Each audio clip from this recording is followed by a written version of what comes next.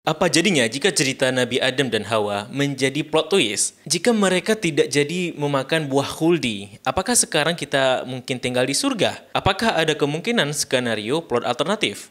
Nonton video ini hingga usai.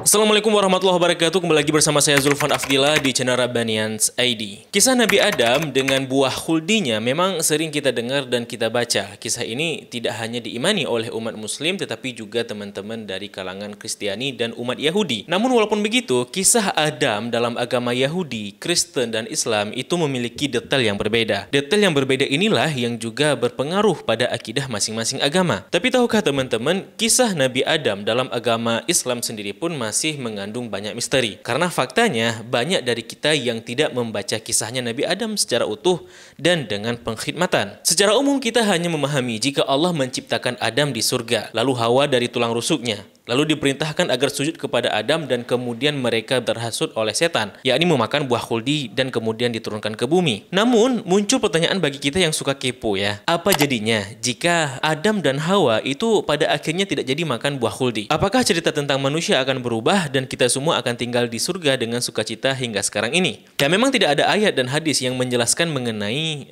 plot twist ini, plot alternatif ini.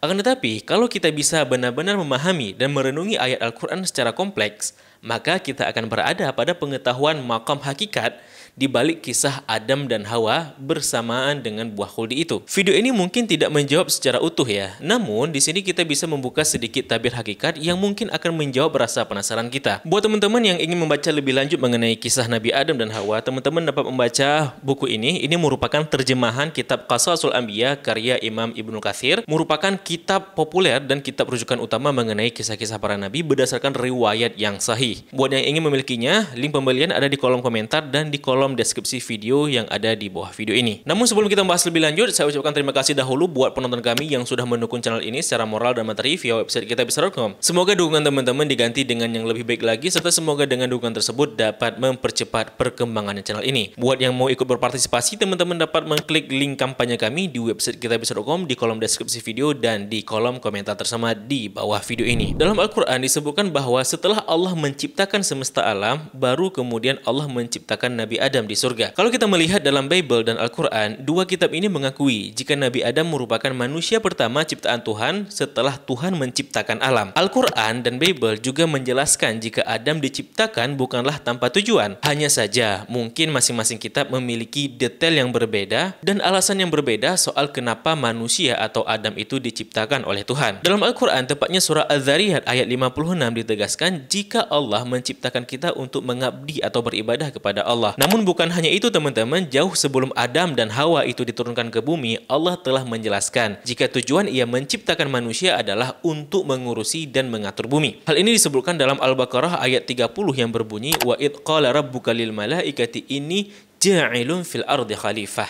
Dan ingatlah ketika Tuhanmu berfirman kepada para malaikat, aku hendak menjadikan khalifah di bumi. Dan juga dalam Quran surah Al-An'am ayat 165 yang berbunyi huwallazi ja'alakum khalaifal ardi, dan dialah yang menjadikan kamu sebagai khalifah di bumi. Nah, khalifah ini artinya teman-teman adalah pemimpin, penguasa atau orang yang memegang tampuk pemerintahan. Manusia itu disebut dengan khalifah di bumi karena bumi ini diciptakan untuk manusia, sehingga manusialah yang menjadi pengurus bumi atau yang menjadi khalifahnya. Ini mengisyaratkan bahwa ketika Allah telah menciptakan bumi, maka Adam memang sengaja diciptakan setelahnya untuk mengurusi bumi itu sebagai pemimpin atau yang bertanggung jawab dalam hal mengurusi bumi. Hal ini sebagaimana yang termaktub dalam Quran surah Al-Ahzab ayat 72 yang artinya sesungguhnya kami telah mengemukakan amanat kepada langit, bumi, dan gunung-gunung. Maka semuanya enggan untuk memikul amanat itu dan mereka khawatir akan mengkhianatinya.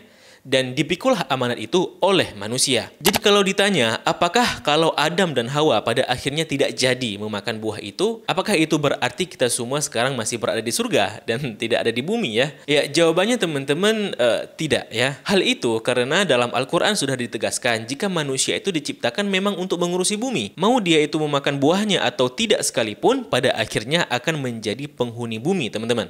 Akan tetapi kalau demikian, ada pertanyaan lain ya. Kalau memang manusia itu pasti diturunkan ke bumi, baik memakan buahnya atau tidak memakan buah khuldi seperti itu, kalau begitu, apakah ketika Adam dan Hawa kemudian tidak memakan buahnya, kemudian Allah punya skenario lain untuk mengutus manusia ke bumi? Jawaban singkatnya sebenarnya ya wallahu alam ya, tidak ada yang tahu. Itu ilmu Allah yang tidak dibocorkan kepada manusia. Dan kita tidak perlu bersusah payah untuk memikirkannya, karena mau bagaimanapun manusia pasti akan diturunkan ke bumi. Hanya saja menurut saya bahwa skenario turunnya Adam dan Hawa dikarenakan memakan buah khuldi itu merupakan skenario yang terbaik. Dan itu bukanlah sebuah ketidaksengajaan, bukanlah sebuah koinsiden, melainkan memang sesuatu yang telah Allah gariskan dalam perjalanan hidup sejarah manusia. Nah, untuk memahami hakikat ini, mari kita lihat kembali bagaimana Allah menciptakan manusia untuk kita tarik hubungan dengan peristiwa buah khuldi. Bahwa teman-teman, manusia itu kan diciptakan tidak seperti malaikat. Malaikat itu kan sifatnya taat. Kalau Allah sudah memerintahkan sujud, maka malaikat akan sujud hingga menunggu perintah lain dari Allah. Namun apakah ini menunjukkan malaikat itu tidak memiliki kehendak pribadi? Ya, kalau ini sih wallahu alam. Karena kalaupun malaikat itu punya hak untuk memilih, maka itu tidak akan membuat mereka keluar dari ketaatan kepada Allah. Hal ini sebagaimana yang berbunyi dalam Quran surah At-Tahrim ayat 6. Berbeda dengan manusia memiliki hak untuk memilih termasuk juga memilih untuk ingkar kepada Allah. Hal ini karena manusia punya hawa nafsu, sesuatu yang tidak dimiliki oleh natur malaikat. Contohnya, seperti kisah 3 malaikat yang dijamu oleh Nabi Ibrahim. Para malaikat tersebut kan tidak memiliki selera untuk makan, karena mereka tidak memiliki nafsu, termasuk nafsu makan, kan seperti itu. Sehingga kalau manusia itu taat, maka ketaatan manusia itu lebih disukai oleh Allah. Karena upaya taatnya manusia itu tidak semudah malaikat. Bahkan di beberapa hadis disebutkan terkadang Allah membanggakan hambanya yang taat kepadanya terhadap kalangan malaikat. Jadi Allah mengatakan kepada malaikat, lihat ini hambaku yang sedang beribadah seperti itu. Ia membanggakan hambanya di kalangan para malaikat. Hal itu karena jika malaikat itu taat, itu wajar. Karena itu naturnya para malaikat. Namun jika manusia itu taat, maka itu benar-benar dari pengorbanan dirinya. Karena manusia itu bergumul dengan godaan setan dan hawa nafsunya yang mempengaruhi dirinya sendiri. Oleh karenanya, malaikat itu tidak punya larangan. Allah tidak membuat aturan larangan kepada malaikat untuk nggak boleh begini, nggak boleh begitu, larang ini, itu, dan lain sebagainya. Ya karena nggak ada gunanya. Sehingga bagi malaikat yang ada itu hanya perintah saja, karena pasti dituruti. Allah hanya memberikan larangan itu kepada manusia dan juga mungkin kepada kalangan jin seperti itu ya, karena jin juga punya hawa nafsu ceritanya. Nah, karena natur manusia yang seperti itu, maka Allah memberikan satu bentuk larangan khusus kepada Adam, termasuk juga Hawa, di mana Adam dan Hawa itu boleh menikmati dan memakan semua makanan yang ada di surga, kecuali buah dari pohon khuldi tersebut. Karena buah-buahan di surga itu kan umumnya merupakan makanan manusia. Sebab manusia itu punya nafsu makan, hawa nafsu makan. Sedangkan malaikat tidak memiliki keinginan untuk makan. Jadi larangan buah khuldi itu bukanlah aturan larangan dalam surga secara umum, melainkan larangan yang khusus diberikan kepada Adam dan Hawa. Apakah malaikat dan jin juga dilarang memakan buah khuldi tersebut? Ya nggak ada ayatnya yang menjelaskan apakah juga dilarang seperti itu. Namun secara spesifik disebutkan larangan buah itu hanya kepada Adam dan Hawa saja. Pun kalau misalkan larangan tersebut diberikan juga kepada malaikat, maka sudah dipastikan buah itu tidak akan dimakan oleh malaikat. Karena malaikat tidak memiliki potensi untuk ingkar. Sehingga larangan itu hanya dikhususkan kepada manusia. Tapi coba perhatikan teman-teman, selama di surga, Adam dan Hawa itu kan tidak memiliki larangan lain ya. Dalam artian mereka itu hidup di surga itu secara sukacita tanpa ada rintangan dan pantangan yang berarti. Maksudnya bukankah dari sekian banyak pohon yang halal dalam surga, hanya satu saja yang haram, padahal kan begitu. Sebenarnya itu kalau kita pikir-pikir bukanlah suatu pantangan yang berarti bagi Adam dan Hawa. Ya karena masih banyak pohon-pohon dan makanan lain yang halal di surga kan seperti itu. Hanya saja teman-teman, Adam dan Hawa itu pada akhirnya itu kan makan buah khuldi dikarenakan terpengaruh terhadap hasutan dan godaan dari setan. Nah, ketika Adam dan Hawa kemudian terpengaruh dengan godaan setan dan memakan buah tersebut, secara tidak langsung itu menunjukkan jika Adam dan Hawa itu telah benar-benar menjadi manusia dengan fitur hawa nafsunya tersebut. Bahwa menunjukkan Adam dan Hawa itu tidak seperti malaikat yang mematuhi semua perintah Allah. Menunjukkan jika Adam dan Hawa itu sudah memiliki spesifikasi manusia yang bisa saja tergoda dan digoda sebagai ujian dan rintangan sebagai manusia kan seperti itu. Sehingga setelah peristiwa itu Adam dan Hawa itu dianggap telah layak untuk turun ke bumi sebagai khalifah. Adam dan Hawa yang tergoda dengan setan itu dianggap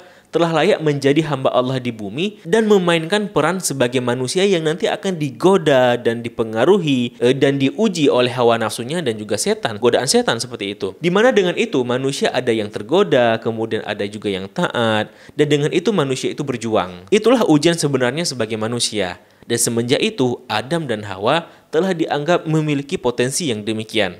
Sekali lagi, taatnya malaikat kepada Allah itu adalah hal yang biasa karena naturnya malaikat tidak punya potensi untuk salah, tidak punya potensi untuk ingkar seperti itu. Namun, taatnya manusia itu luar biasa karena manusia punya potensi untuk khilaf. Khilafnya Adam dan Hawa lah yang kemudian dianggap fitur kekhilafan itu telah aktif pada diri Adam dan Hawa seperti itu. Ya, mungkin gitulah istilah kasarnya seperti itu ya. Yang membuat bahwa manusia itu telah layak diturunkan ke bumi untuk memainkan perannya sebagai khalifah yang kemudian akan Allah uji di sana. Makanya ketika Adam dan Hawa menyadari jika mereka telah melanggar perintah Allah, mereka kemudian bertobat dan Allah sebagai Tuhan yang Maha Pengampun pun itu memaafkan mereka dan kemudian bahkan memberikan mereka petunjuk. Hal ini sangat berbeda dengan skenario dalam agama Kristen, bahwa ketika Adam dan Hawa itu memakan buah tersebut, itu merupakan dosa yang sangat besar. Yang saking besarnya membuat Adam dan Hawa dikutuk dengan dosa waris yang akan ditanggung oleh anak cucunya nanti. Sehingga dengan demikian kita dapat pahami bahwa pelarangan buah khuldi kepada Adam dan Hawa itu merupakan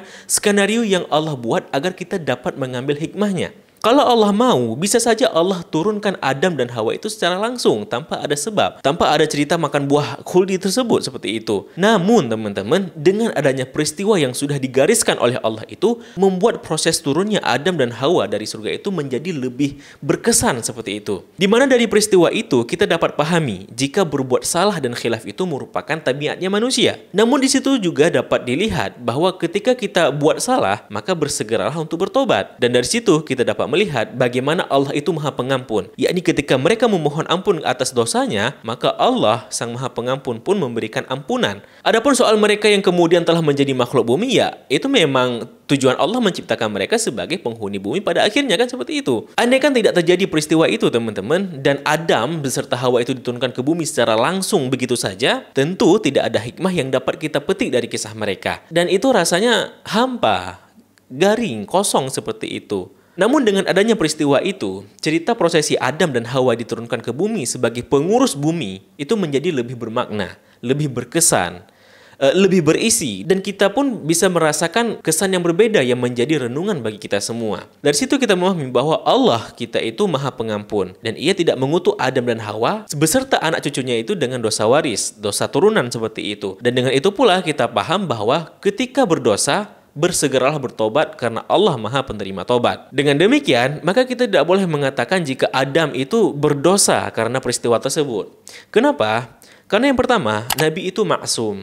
Dan yang kedua, karena peristiwa itu telah Allah gariskan. Dan yang ketiga, karena Adam dan Hawa telah bertobat. Dan yang keempat, karena Allah telah menerima tobatnya mereka. Inilah yang membedakan akidah kita dengan Kristen. Sebab Kristen memahami jika peristiwa itu merupakan dosa besar yang membuat Adam dan Hawa itu dikutuk dan dosanya itu menjadi dosa turunan sampai sekarang. Wallahu a'lam bishawab. Kira-kira rahasia apa yang dapat teman-teman petik dari kisah Adam ini? Buat teman-teman yang ingin membaca kisahnya Nabi Adam dan juga Hawa, teman-teman dapat membaca di terjemahannya kitab Qasasul Anbiya karangan tulisannya Imam Ibnu Katsir yang merupakan kitab rujukan utama dan populer mengenai kisah-kisah para nabi yang ditulis berdasarkan riwayat-riwayat yang sahih. Buat teman-teman yang ingin memiliki buku ini, teman-teman dapat klik link yang ada di deskripsi video maupun di kolom komentar tersemat di bawah video ini. Bagaimana pendapat teman-teman? Tulis di kolom komentar. Kalau video ini memberikan banyak manfaat, mari dukung channel ini dengan klik tombol subscribe dan juga tombol loncengnya. Kalau channel ini layak didukung secara material, teman-teman dapat klik link kitabisa.com di kolom deskripsi maupun di kolom komentar tersemat. Terima kasih telah menyaksikan. Mohon maaf apabila ada kesilapan dan kesalahan. Sampai jumpa di episode berikutnya. Saya Zulfan Afdillah mohon undur diri. Billahi taufiq wal hidayah. Wassalamualaikum warahmatullahi wabarakatuh. Salam damai.